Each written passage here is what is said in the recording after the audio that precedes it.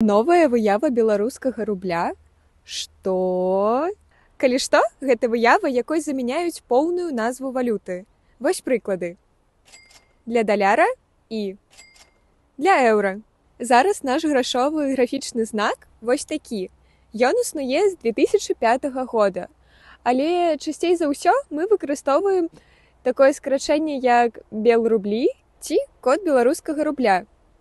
На фінальны этап у гэтым годзе выйшлі 5 варыянтаў графікі. А прагаласаваць за свой улюблены сімвал можна на афіцыйным сайце Нацбанка. Пасля распаду СССР была прапанова назваць беларускія грошы талярамі, як гэта было з 1547 па 1795 год.